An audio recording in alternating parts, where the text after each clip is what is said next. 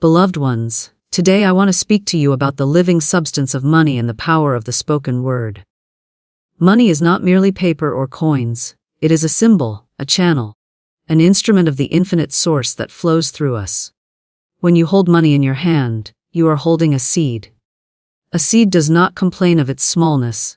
It does not worry about lack, it simply contains within itself the pattern of a harvest far greater than its present form. Yet, too many hold money with fear. They say, "I never have enough. It slips through my fingers. It leaves me faster than it comes." And so, by the law of the spoken word, they call forth lack, for the subconscious accepts every word and acts upon it. If you call money a fleeting guest, it will never stay. If you call money your faithful servant, it will multiply and return to you multiplied again. The universe is abundant beyond measure. There is no shortage of wealth, no scarcity of provision, only the illusions of fear and doubt. When you release fear and speak words of truth over money, you align with the divine law of supply. Hold money in your hand and see it as radiant, glowing, filled with life. Say within yourself, "Money is God in action. Money is my servant. Money flows to me freely, endlessly, in divine order, and multiplies in my hands." When you affirm this, you are not begging, you are not pleading. You are commanding with the authority of truth. You are placing yourself in harmony with the law of increase. For what you praise, you raise.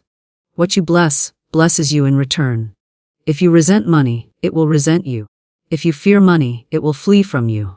But if you bless money, speak words of love and faith over it, it becomes a magnet, drawing its own kind unto itself. Do not say, "I cannot afford." Do not say, "It is too expensive." These are words of limitation that bind you. Instead, speak, "What I need appears in divine order. The money I require flows to me in perfect timing." As you hold money, say, "You are multiplying now. You are increasing now.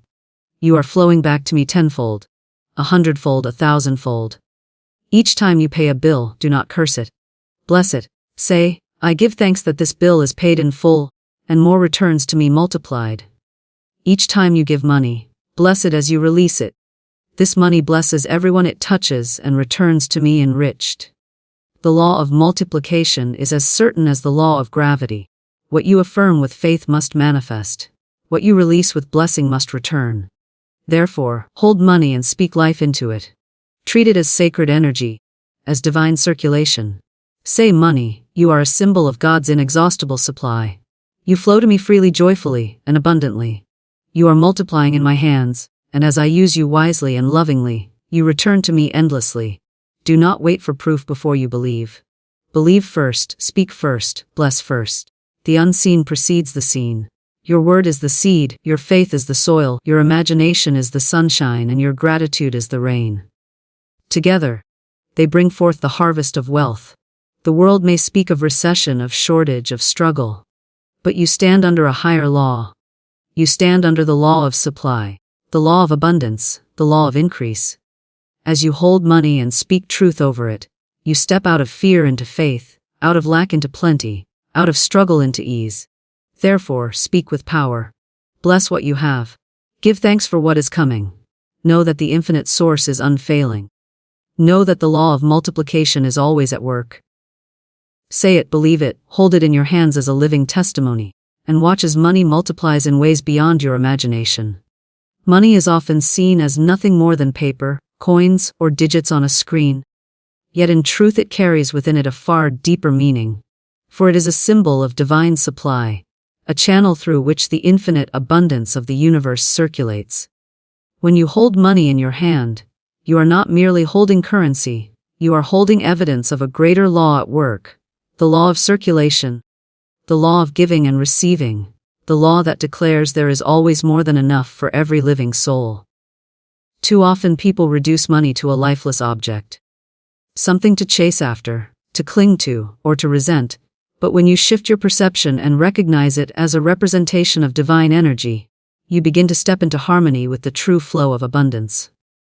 Money, then, becomes not something to be feared or worshipped, but something to be understood as a sign of an endless source that can never be depleted. The origin of all money is not in banks, nor in businesses, nor in individuals, but in the invisible storehouse of supply from which all provision comes. The world may call this prosperity, wealth, or fortune. But beneath those words is the spiritual reality that money is one of the many ways divine supply manifests itself in the physical world. When you begin to see money in this light, you stop believing in limitation. You realize that the source from which money comes is not dependent on circumstances, economies, or individuals.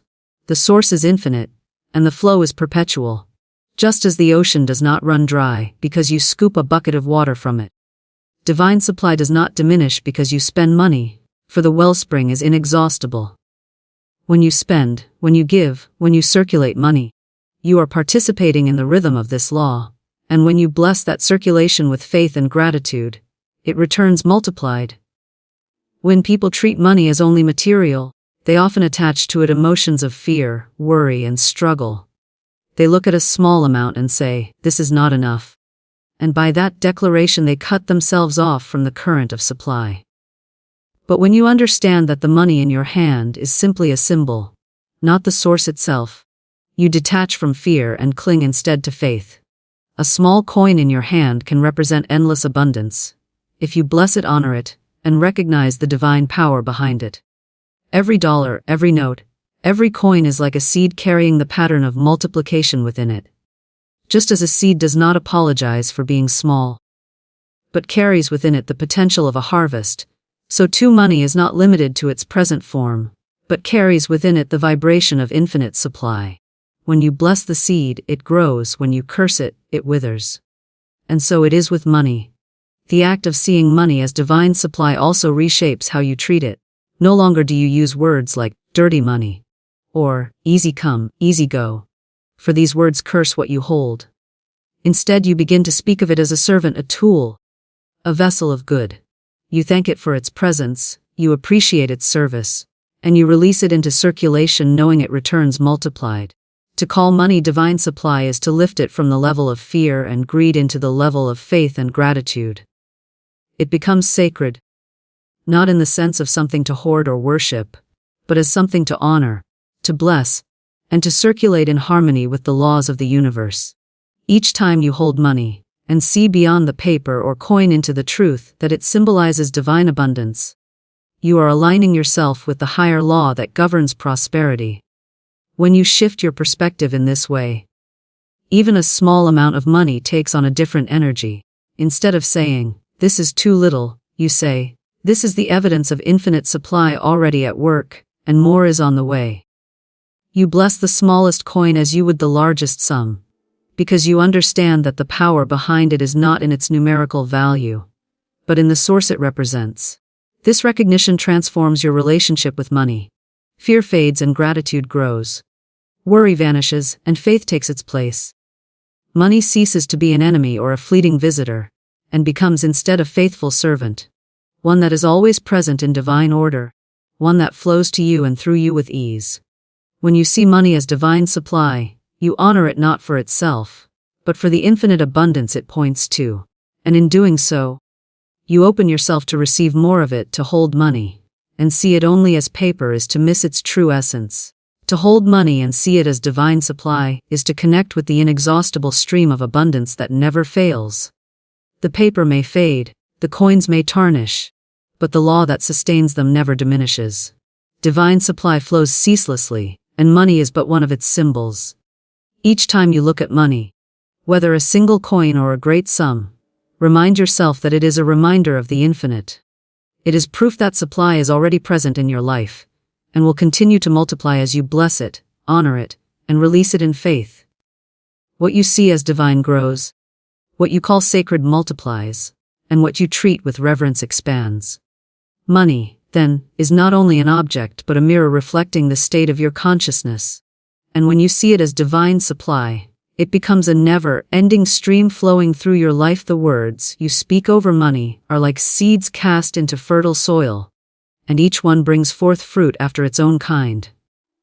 Every thought clothed in words carries vibration, and that vibration imprints upon your subconscious mind, which then moves the unseen forces of supply in accordance with what has been spoken. When someone takes money in their hand and says, "I never have enough," they are affirming lack, and the subconscious accepts that command without argument, setting into motion circumstances that confirm the declaration. When another holds money and declares, "Money flows to me freely and multiplies in my hands," that too is accepted, and the conditions of life rearrange themselves to support the truth of those words. The spoken word is law, and the law does not discriminate between positive or negative, it simply obeys the vibration and tone of what you decree. Many wonder why their financial situation does not improve even when they work harder, save more, or seek out every opportunity, yet overlook the words they speak daily over money. They may complain about bills, curse the cost of living, resent expenses, and lament that money slips away too quickly. Each of those words plants a seed of limitation, and every seed must grow. You cannot sow thorns and reap roses, nor can you sow words of lack and reap abundance. If you desire money to multiply, you must speak multiplication over it. If you desire money to remain, you must speak permanence and security over it. To do otherwise is to live in contradiction, asking for wealth while planting the words of poverty. The subconscious mind does not discern between jest and seriousness. It hears only the words and takes them as command. When you say, "I am always broke," even in humor, the subconscious receives that as instruction and aligns your life to make it so. When you declare, "Money disappears quickly," the law agrees and fulfills it. But when you say, "Money is always increasing for me," when you affirm, "My supply is endless and multiplies daily," those words also become law, and conditions shift to support them. It is not mere repetition without belief, it is conviction that shapes reality. Words, when spoken with faith and expectancy, become magnetic, drawing unto themselves the very conditions they describe. Money responds to vibration, and vibration is generated by both thought and speech. Words infused with fear carry the vibration of resistance, which pushes money away. Words infused with gratitude carry the vibration of expansion, which draws money closer. When you complain about what you lack, you vibrate in harmony with lack. When you give thanks for what you have, even if it seems little, you vibrate in harmony with abundance, and by law, more must come. Every word you utter is either a blessing or a curse upon your money. If you bless it, it blesses you. If you curse it, it departs. To say, "Money is hard to come by," is to close the gate to flow. To say, "Money comes to me easily and effortlessly," is to open the channels of supply. Words are not empty sounds but creative power clothed in vibration, and the universe always agrees with the conviction behind them. Imagine holding a small bill in your hand. If you stare at it and say, "This is not enough," you plant the seed of insufficiency. If you instead say, "This bill is the beginning of endless supply, and it multiplies in my hands," you plant the seed of increase. The physical object may look the same, but the vibration surrounding it has been altered by the words spoken. Over time, these spoken vibrations accumulate, and your financial world reflects them. Those who constantly affirm lack, even unknowingly, find themselves in repeated cycles of shortage. Those who consistently affirm abundance, no matter their present circumstances, find doors opening, opportunities appearing, and money flowing in unexpected ways. The spoken word, repeated with faith, reshapes the invisible currents of life until they manifest as visible abundance. There is great danger in careless speech, for every casual remark about money becomes a seed. To say, "I can't afford that," is to close the door on possibility. To say, "Money never stays with me," is to send it away before it has a chance to grow. But there is equal power in conscious speech. To say, "What I need always comes in perfect time," is to command the law of supply. To say, "Money multiplies for me in expected and unexpected ways," is to invite abundance from both seen and unseen channels. The key is vigilance over your words. For out of the abundance of the heart, the mouth speaks, and from the words of the mouth, life conditions are shaped. It is not only what you say aloud that matters, but also the silent words spoken within. Every inner statement is a decree to the subconscious. To silently think, "There will never be enough," is as powerful as speaking it aloud. To silently bless money, to imagine it increasing, to declare inwardly, "I am one with infinite supply," is to set in motion the same law of manifestation. The inner and outer speech must agree, for divided declarations produce mixed results. When the words of the mouth and the thoughts of the mind both affirm abundance, the law is clear, and the manifestation is sure. The words spoken over money determine whether it serves or enslaves you. If you call money evil, you repel it. If you call money good and useful, you invite it. If you see it as fleeting, it will flee. If you see it as faithful, it will stay. To multiply money, you must multiply your words of blessing. Speak abundance each morning. Speak multiplication each time you touch money. Speak gratitude each time you release it. Let every word reinforce the truth that you are aligned with infinite supply. Money does not decide its path, it follows the vibration of your decree. Your words are the command, and money is the obedient servant. Blessing money is one of the greatest secrets of increase. For whatever you bless, blesses you in return. And whatever you curse, turns away from you.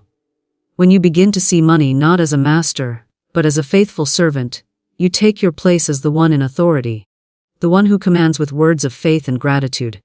Money is energy, and like all energy it responds to the vibration you project upon it. If you resent it, it recoils. If you fear it, it slips away. But if you bless it, if you affirm it as good, useful, and obedient, it becomes a loyal servant that flows easily, stays willingly, and returns multiplied. Holding money in your hand and speaking words of blessing transforms the way it responds to you, for words carry the power to shape reality. By declaring money as your servant, you establish the right relationship, where you are master over circumstances and money is the tool that obeys.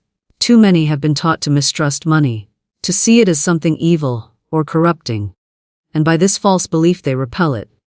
If you call money evil, how can you expect it to stay in your life? If you treat it as an enemy, why would it wish to serve you? Yet when you recognize that money is not evil but neutral, simply a symbol of divine energy in circulation, you free yourself from guilt and fear. You begin to see that money takes on the quality of the intention behind it. In the hands of the fearful, it becomes a chain. In the hands of the generous, it becomes a blessing. In the hands of the wise, it becomes a tool for freedom and creation. By blessing money, you infuse it with your vibration of love and purpose, and it returns carrying more of the same. To bless money as a servant is to speak to it directly, to give it instruction with words of faith. You can say, "Money, you are my faithful servant. You come when I call, you stay when I need, you flow where I send you, and you return multiplied." By repeating such affirmations, you align your subconscious mind with abundance and invite the law of increase to operate on your behalf. The subconscious does not question. It simply accepts the decree and arranges conditions accordingly. When you call money a servant, your inner world shifts. Fear diminishes, confidence grows, and a sense of mastery takes root. Instead of chasing money, you command it. Instead of fearing its loss, you affirm its loyalty. Instead of seeing it as scarce, you declare its abundance. Blessing money also changes how you release it.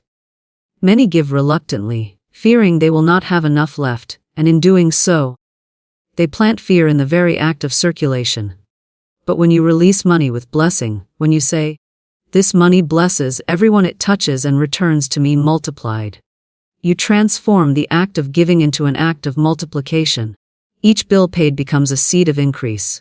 Each coin spent becomes a messenger of abundance. Each note given in generosity becomes a magnet calling more to return. To bless money is to set it free with wings, knowing it will come back to you carrying its brothers and sisters. By blessing it on its way, you ensure its joyful return. Consider how different it feels to pay a bill with complaint versus to pay it with gratitude. To say, "This bill drains me," plants the seed of lack. To say, "I give thanks that this bill is paid in full, and more returns to me," plants the seed of abundance. One closes the channel, the other opens it. By blessing each transaction, you transform ordinary exchanges into sacred rituals of circulation. You see money not as leaving you but as circulating through the endless cycle of supply, always returning, always multiplying. Just as the tide flows out only to return again, so too does money move in waves, and your blessing ensures the tide comes back stronger. The act of blessing money also shifts the energy around you. People who curse money radiate lack, and opportunities avoid them. People who bless money radiate abundance, and doors open for them. It is not the money itself, but the vibration you carry that determines the flow. When you bless money, you align with the frequency of increase, and by law, increase must appear in your life. You begin to notice unexpected income, gifts, opportunities, and solutions, for the world mirrors back to you the blessing you give. By affirming money as your servant, you carry yourself differently, no longer burdened by fear of not enough, but walking in the assurance that money serves you faithfully. Blessing money as a servant also removes the struggle of control. Many people try to cling to money tightly, afraid it will vanish, but in doing so, they choke its flow. Money is meant to move, to circulate, to expand. By blessing it, you release it with trust, and in that trust it grows. The tighter you cling, the more it slips away. The more you bless and release, the more it multiplies and returns. This is the paradox of abundance. What you bless expands, what you fear contracts. Treating money as a servant means you no longer chase it desperately, nor hold it anxiously. You command it with authority. Bless it with love, and allow it to fulfill its role. When you view money as a faithful servant, you also free yourself from the burden of comparison and envy. You no longer look at what others have with jealousy, for you know that your own servants are multiplying and returning to you in perfect timing. You rejoice in the abundance of others, for their wealth does not diminish yours. The infinite source is not divided, it is multiplied. By blessing money wherever you see it, whether in your own hand or in the hands of another, you amplify the vibration of abundance in your own life. What you bless in others, you draw to yourself. What you curse in others, you repel from yourself. Therefore, bless money always in every form, in every circumstance, and it will serve you faithfully. Money responds to the attitude of its master. If you are fearful, it reflects that fear by leaving. If you are confident, it reflects that confidence by staying. If you are generous, it reflects that generosity by multiplying. By blessing money and affirming it as a servant, you place yourself in the position of rightful authority, and the energy of money responds to your command. Speak to it often, bless it always, and treat it as a faithful companion in the journey of life. It will obey your voice, follow your decree, and bring forth multiplication beyond your expectation. Fear and limitation are illusions that dissolve the moment you choose to replace them with words of faith and abundance. For no one can hold both fear and faith in the same thought. The phrases spoken in daily life carry immense power, and many people unknowingly bind themselves to scarcity by the words they choose. To say, "I can't afford this," or "it's too expensive," is to carve limitation into your reality, for the subconscious hears those words and agrees. Each declaration of lack becomes a command that shapes circumstances. The more it is repeated, the deeper the pattern takes root, until shortage and struggle appear as constant companions. But the law of life is not one of lack, it is one of endless supply, and the way to align with it is through conscious declarations that open the doors to abundance. Words spoken with faith release the energy of provision, while words spoken in fear close the channels of flow. When you release fear and replace it with affirmations of abundance, you step into harmony with the law of increase. Instead of saying, "I can't afford," you say, "Everything I require comes to me in divine timing." Instead of declaring, "Money never lasts," you affirm, "Money flows to me and stays, multiplying as it circulates." The transformation is not only external but internal, for the subconscious mind begins to accept these words as truth, and soon circumstances rearrange themselves to match the vibration of your declarations. Fear contracts energy, creating tightness, hesitation, and resistance.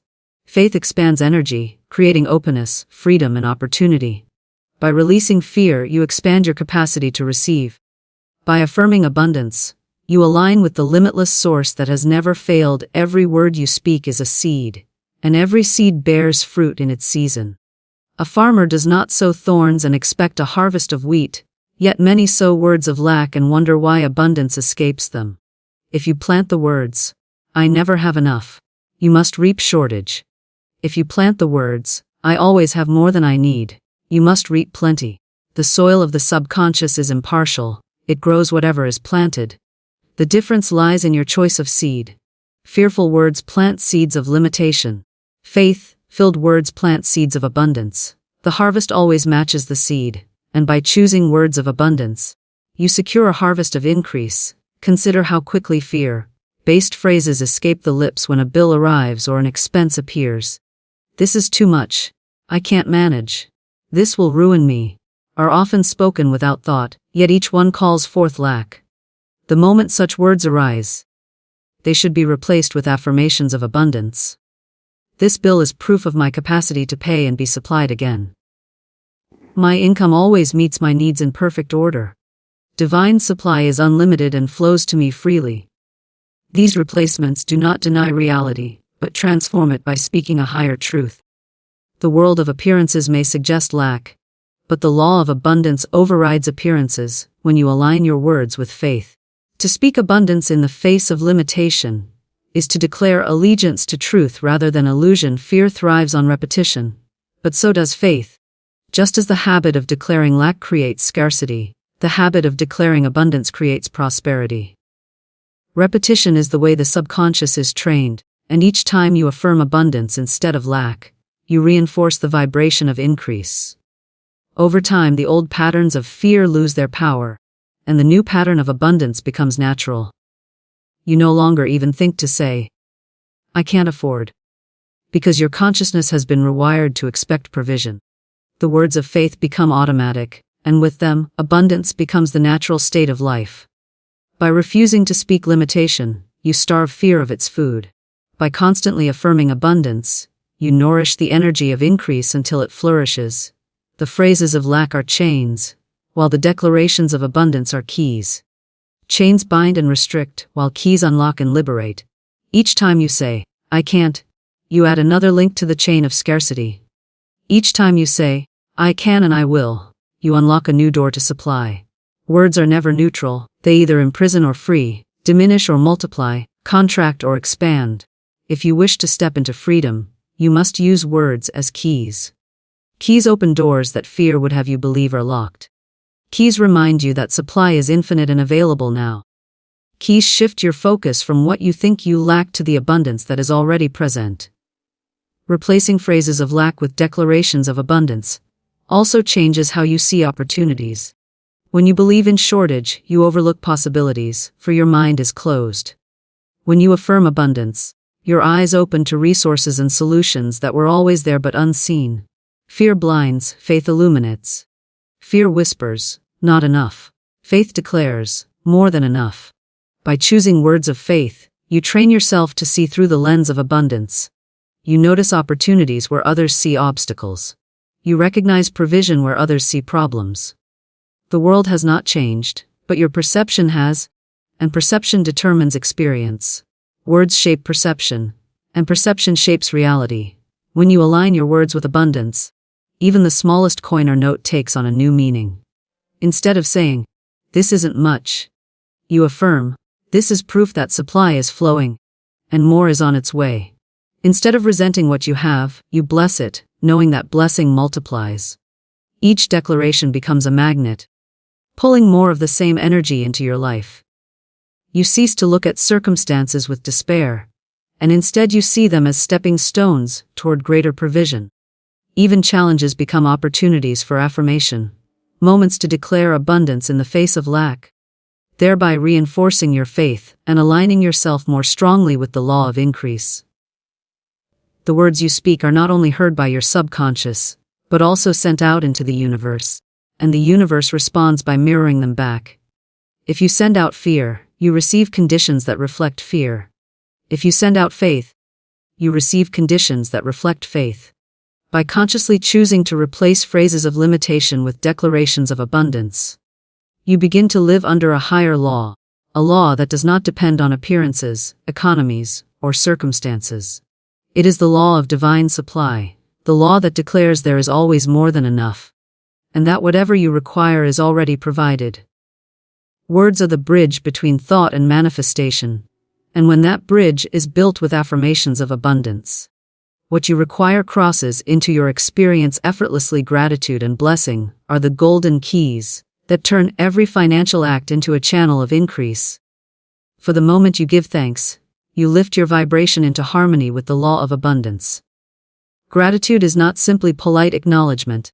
It is the recognition that supply is already present, and that more is on its way. Each time you bless money, whether it is arriving in your life or leaving your hand, you plant the seed of multiplication. Many people grumble when they spend, complain when they pay, and resent when money flows out, and by doing so they close the channel through which increase returns. Yet the one who blesses every transaction, who speaks words of gratitude over every exchange, transforms the act of circulation into an endless cycle of prosperity. Gratitude opens the door, and blessing ensures that what goes out returns multiplied. When you pay a bill with resistance, you imprint scarcity on the act. You say with your vibration, "This depletes me," and the law agrees. But when you pay with gratitude, when you declare, "I bless this payment, and I am grateful for the service it represents, and more is returning to me now," you change the entire energy of the transaction. The money that leaves you does not vanish. It becomes a seed planted in the soil of divine circulation, destined to return with increase. Each bill becomes a reminder of provision, proof that you have been supplied, evidence that more will come. Gratitude shifts your focus from what is leaving to what is flowing, and by law, what you focus upon expands. The more you give thanks, the more you find to be thankful for, and the more you bless, the more blessing returns. Blessing money also transforms how you perceive what you already have. Many look at their wallet and think, "This is not enough," and by that statement they diminish it. But when you bless the small sum, saying, "I am grateful for this, and it is multiplying now," you enlarge its vibration, and by law it must increase. Gratitude magnifies while complaint diminishes. Even the smallest coin can become a magnet for abundance when blessed. When you hold money and bless it as sacred energy, you are acknowledging the divine source behind it, and in that acknowledgement, you align with the flow of increase. Gratitude takes the focus off limitation and places it on supply, and blessing adds the vibration of love, which multiplies all it touches. Every transaction, no matter how small, can become a ritual of increase when infused with gratitude and blessing. Buying a cup of tea, filling a tank of gas, paying rent, or giving a gift.